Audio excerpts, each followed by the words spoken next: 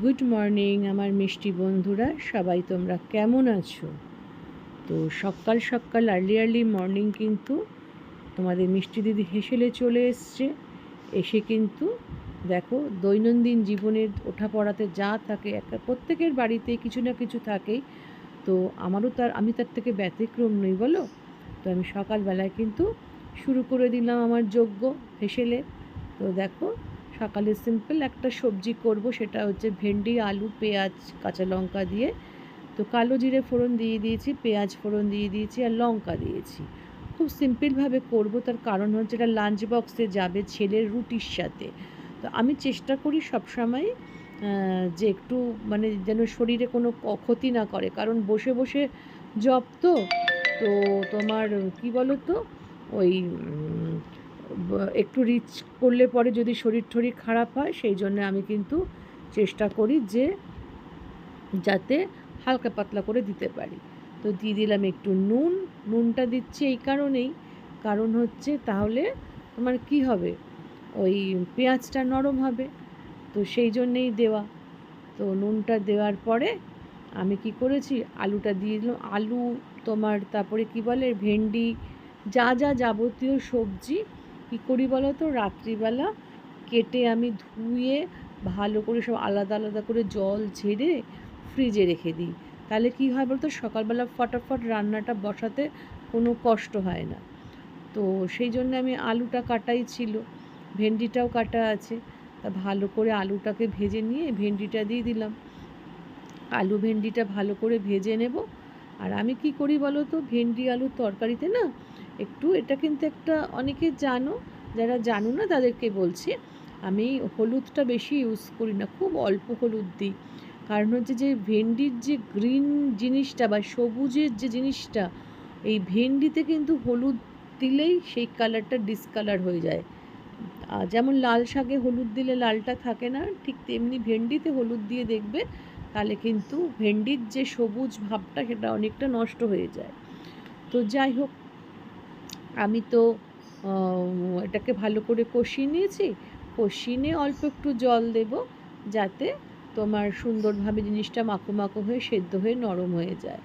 তো আমার কিন্তু অলমোস্ট প্রায় ডান। তো আলু ভেন্ডির সবজি। তো এটা হতে হতে আমি কি করেছি জানো তো, কাজের তো অভাব নেই বলো। তো সেই কাজগুলো মাঝখানে মাঝখানে গিয়ে সেরে আসছি। যেমন সকালবেলায় ধরো, আমি তুলসীর তলাটা ধুই, তারপরে পাখিদের খেতে দিতে হয়, ওরা তো অবলা জীব বলো, ওদেরকে খেতে না দিলে ওরা খাবে কি করে। তা ওদেরকে খেতে দেওয়া, ছেলের সব গুছিয়ে দেওয়া। এবার বলবে তোমরা যে ছেলেকে গুছিয়ে দেওয়ার কী আছে, আমিও জানি গুছিয়ে দেওয়ার কিছু নেই, ও নিতে পারে, সবই পারি। কিন্তু ওই একটু চিনি দিলাম, কারণ তোমার একটু নিরামিষ সবজিতে সামান্য চিনি না দিলে মেজারমেন্টটা ব্যালেন্স হয় না,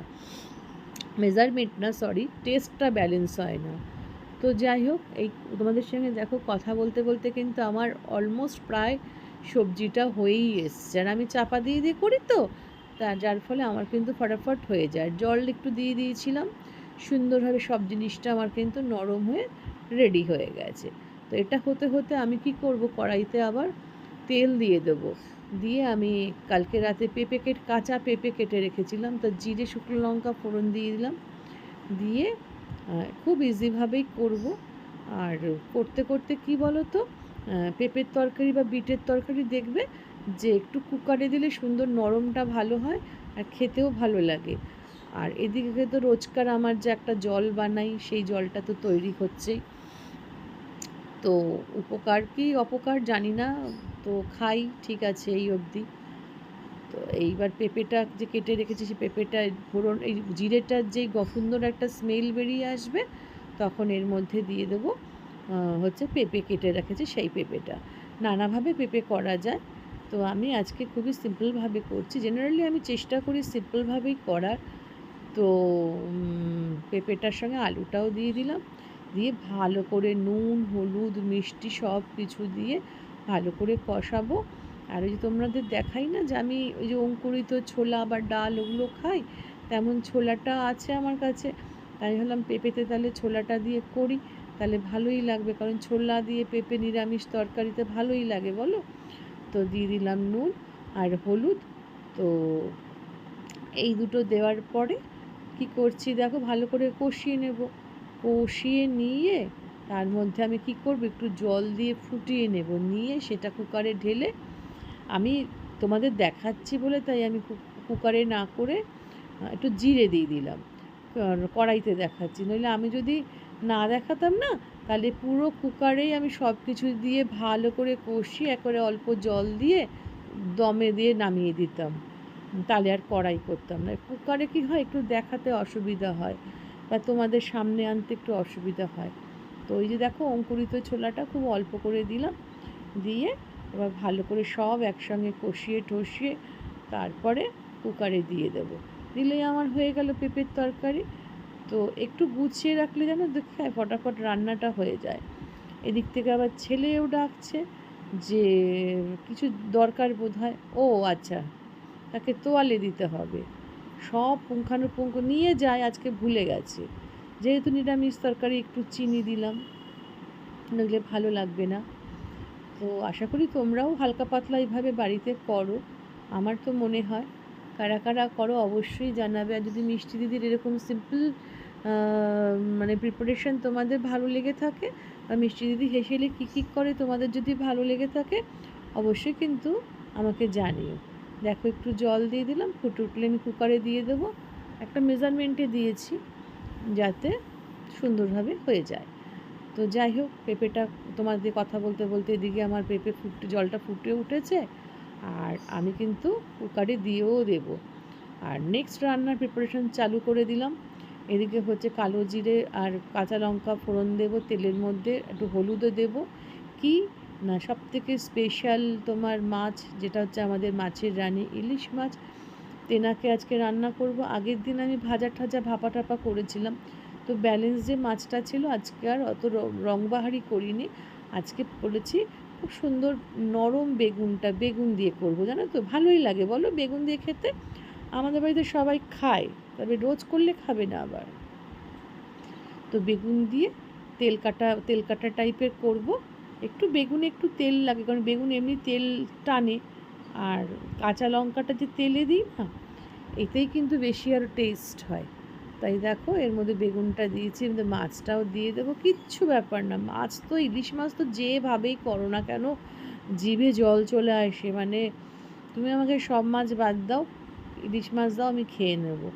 ইলিশ মাছের একটা প্রবলেম কি জানো, ইলিশ মাছটা কিন্তু যাদের সহ্য হয় না খুব প্রবলেম, অনেকের পেটে ব্যথা করে, অনেকের বুকে যন্ত্রণা, কারণ হাই ইয়ের মধ্যে যাদের কোলেস্টেরল আছে না, তাদের একদম খাওয়া উচিত না। আমার তো খাওয়াই উচিত না।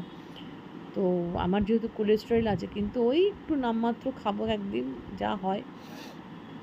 যাই হোক, এটা একটু এদিক ওদিক ওলট পালট হালকা হাতে করে নেবে, নিয়ে ব্যাস জল দিয়ে দেবো, হয়ে গেল মাছের ঝোল রান্না।